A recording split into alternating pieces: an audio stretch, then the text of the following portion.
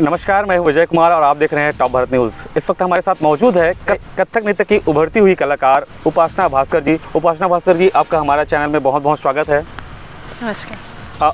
उपासना जी, बताएंगे आप जो है कहाँ से आती हैं और ये अचानक से आपने कथक नृत्य को ही क्यों चुना इस फील्ड में? जी, मैं 9 साल की उम्र से कथक कर रही हूँ और कथक मेरे लिए मेरे माता पिता जी का आशीर्वाद रहा है।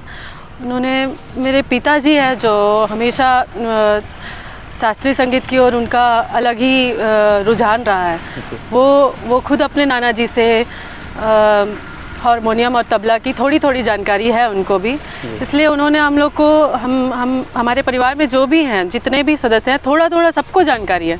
तो हम लोगों को उतने छोटे उम्र में पापा मम्मी ने ही डाला था कथक के लिए। प्रेरणा किससे ली आप जो है कथक नृत्य के लिए? कथक तो जब शुरुआती दौर पे मैंने स्टार्ट किया, तब 9 साल की उम्र में तो कोई ऐसी प्रेरणा नहीं थी, सिर्फ हम करने के लिए कर रहे थे। वहाँ जब कृष्णा संगीत महाविद्यालय के संस्थापक जो है पीवी पराडकर जी, उन्होंने बहुत अच्छा कार्यक्रम रखते हैं वहाँ पे, अखिल भारतीय कथक स्पर्धा। उसमें बहुत अच्छे कलाकार आते हैं बाहर से। तो वो उन सबको देख के एक लगा कि हम भी कर सकते हैं, अगर हम कर रहे हैं, उतनी कम उम्र से स्टार्ट किए थे तो हम कर सकते हैं, ये हमको लगा। तो जब हम करते रहे और हम ऐसे ऐसे आगे बढ़ते गए और जैसे जैसे उम्र बढ़ती गई हमारे में भी गंभीरता आती गई। फिर वो देखते देखते हमने जब वहाँ की एक गुरु जी हैं पंडित मनुराज पचौरी जी, उनकी एक शिष्या है नेहा चौहान, श्रीमती नेहा चौहान। उनको देख के लगा कि हाँ, कथक ऐसा भी होता है। उनका कथक देख के हमको बहुत बहुत ज़्यादा प्रेरणा मिली कि यहाँ इतने छोटे से जगह पे इतना अच्छा कथक भी होता है। तो तब हमने उस तरीके से सोचना स्टार्ट किया कि हमको भी करना है, तो बहुत अच्छा आर्टिस्ट बनना है। उपासना जी, कथक का अगर आसान भाषा में उसके बारे में बताना हुआ तो आप किस तरह से बताएंगे, उसके महत्व के बारे में बताएंगे? क्योंकि अभी का जो यूथ है, अभी का युवा है, वो कथक को समझ नहीं पाता है कि कथक में क्या होता है, उसका पूरा भारतीय संस्कृति क्या है, उसमें किस तरह से तबला रहता है, किस तरह से उसमें वस्त्र रहता है, उसके बारीकियों को समझना रहता है, बहुत महत्वपूर्ण रहता है। तो इसको थोड़ा सा विस्तार से बताएंगे हमारे दर्शकों को। मेरा एक तो साहित्यिक रूप में जाया जाए तो कथा कहे सो कथक कहलाए, ये मतलब भी है कि आप अगर भारतीय संस्कार में जाओ तो जो भी श्री कृष्ण जी की कथा है, राम जी की कथा है और जितने हमारे भगवान हैं उन तक अगर पहुंचना है तो गंगा अवतरण जो हुआ है, शिव जी की कथा है, ये सारे चीज़ों के बारे में आपको ना सीधा चीज़ आपको सीखने को मिल जाएगा कथक के ज़रिए से। और सबसे आसान चीज़ ये होता है कथक में कि आप ओडिसी करना चाहोगे, भरतनाट्यम करना चाहोगे, इतना सारा जो dance form, classical dance form होता है, उसमें थोड़ी कठिनता है क्योंकि जो वेशभूषा है और जो उसमें जो शारीरिक जो काम होता है वो थोड़ा डिफ़िकल्ट है। लेकिन अपना कथक में जाओगे तो ये एक आपको उपज करना पड़ता है, जो कथक में संगीत और तबले का जो यूज़ होता है वहाँ पे वो एक आसानी से सीखने को मिलता है, क्योंकि आप उसमें कंटिन्यू आपका दिमाग चलता रहेगा, क्योंकि आपको पता होगी कि कृष्ण जी की कथा क्या थी। तो आप अपने आप से इमेजिन करेंगे कि कृष्ण जी कैसे हुआ करते थे, वो अपने आप से आपको लगेगा कि आपको किस तरीके से कृष्ण जी को दिखाना है। वो एक उससे थोड़ा सा सरलता है हमारे कथक में। मेरा कहना तो कि आप ओडिसी और भरतनाट्यम में जाओगे तो थोड़ी कठिनता तो मिलेगी, लेकिन कथक ये थोड़ा रियाज का काम है, लेकिन उसमें आपको सरलता से सीखने को मिलता है। हर किसी का एक गुरु होता है, जैसे राजनीति में भी गुरु होता है, शिक्षा में भी गुरु होता है, तो आपका गुरु आप किसे मानती हैं? जी, मेरे पहले गुरु तो पंडित मनुराज पचौरी जी हैं और उसके बाद मैं उनसे शिक्षा ले ही रही थी। 5 साल मैंने उनसे शिक्षा ली। उसके बाद मैं कथक की बारीकियां जानने के लिए मैं नासिक गई। वहाँ मेरी गुरु है, उनसे पहले मुलाकात तो मुझे धमतरी में ही हो गई थी। उसके बाद मैं जब देखी, वो तो वर्कशॉप लेने आई हुई थी वहाँ पे कृष्णा संगीत महाविद्यालय पे, तो वहाँ देख के लगा कि उनसे बारीकियाँ बहुत अच्छे से सीखना है मुझे, तो मैं उनसे सीखने नासिक गई। वहाँ से मैं जो सीख के आई हूँ, उसके बाद अभी भी मेरी शिक्षा जारी ही है। अभी हाल ही में आपने राष्ट्र के माहौल में आपने अपना प्रस्तुति दिया है, वहाँ कैसा किस तरह से अनुभव था और कहाँ कहाँ से, किस राज्य से वहाँ पर प्रतिभागी पहुँचे हुए थे? वहाँ देख के बहुत अच्छा लगा कि वहाँ छोटे छोटे जो बच्चे हैं, आजकल के जो युवा पीढ़ी हैं, उनको ओडिसी, भरतनाट्यम, कथक के अलावा इतने क्लासिकल फॉर्म हैं, उन सबको करने में इतना मतलब उनका रुझान ही अलग देखने को मिला कि उनको बहुत अलग इंटरेस्ट है जी। वो देख के लगा कि हमारे बाद भी बहुत अच्छे आर्टिस्ट आ रहे हैं, हम लोग तो कर ही रहे हैं, लेकिन जो बच्चे आ रहे हैं उनका इंटरेस्ट देख के बहुत अच्छा लगा। वहाँ बच्चे तो थे ही, जो बड़े आर्टिस्ट आए हुए थे, बड़े बड़े आर्टिस्ट आए हुए थे भरतनाट्यम और कथक को लेके, उनसे भी बहुत कुछ सीखने को मिला। अब वहाँ देख के लगता है कि कंपटीशन कितनी ज़्यादा है जी। वहाँ बहुत अच्छे आर्टिस्ट आ गए, तो ऐसा लगता है कि हमको बहुत तैयारी करनी है वहाँ तक पहुँचने के लिए। जी जी जी। छत्तीसगढ़, महाराष्ट्र के अलावा और कहाँ कहाँ इस विधा का आपने प्रस्तुत किया है? जी, मैं अभी महाराष्ट्र में तो माहूरगढ़ में जो कथक कंपटीशन हुआ था उसमें तो प्रथम स्थान लेके आई हूँ। उससे पहले अभी नाट्य नर्तन की उपाधि मैंने दुर्ग में लिया है। अभी हाल ही में मेरे और एक परफॉर्मेंस है 1 मई को कलकत्ता में, वहाँ भी अपनी उपस्थिति दर्ज कराने जा रही हूँ। ऐसे अब भगवान का और गुरुजनों का आशीर्वाद रहा तो मुझे और अच्छी परफॉर्मेंस मिल जाए, मेरे लिए तो वही बहुत अच्छी बात है। चलिए, बहुत बहुत शुभकामनाएं हैं आपका हमारे तरफ से भी। अभी के जो यूथ है, अभी के जो युवा है, उसको कथक नृत्य संगीत को लेकर क्या संदेश देना चाहेंगे, क्या कुछ कहना चाहेंगे हमारे चैनल के माध्यम से? मैं कहती हूँ कि जितने छोटे बच्चे हैं उनको तो ज़्यादा जानकारी नहीं है, उनके माँ बाप को जागरूक होना पड़ेगा कि यहाँ जो परंपरा है, हमारी भारतीय संस्कृति है, ये सिर्फ क्लासिकल माध्यम से ही उन तक पहुँच सकती है। आप खेलते कूदते तो उनको संस्कार दे नहीं सकते, आप वही वो बना दीजिए जरिया बना दीजिए। कथक है, मोहिनीअट्टम और इतने सारे डांस फॉर्म होते हैं क्लासिकल में, जितने सारे संगीत है, इन सब में के ज़रिए जितने हमारे भगवान हैं उनकी कथा बच्चों तक पहुंचती है, और अगर बच्चों तक पहुंचती है तो धीरे धीरे वो बच्चे अपने आप से परंपरा में ढलते जाते हैं, उनको पता ही नहीं होता। और ये जो आजकल जो चल रहा है धमा चौकड़ी वाली गीत संगीत चल रही है, उनसे अपने आप से वो दूर होंगे, और जो कथा कहानी जो है जो बच्चों के दिमाग में अपने आप से आएगी, उससे उनका पहनावा ओढ़ावा भी अपने आप बदलेगा। मेरा तो कहना है कि माँ बाप को ज़्यादा जागरूक होना चाहिए कि बच्चों को आपको कैसा संस्कार देना है। चलिए, तो माँ बाप जागरूकता वाली बहुत अच्छी बात कही है आपने।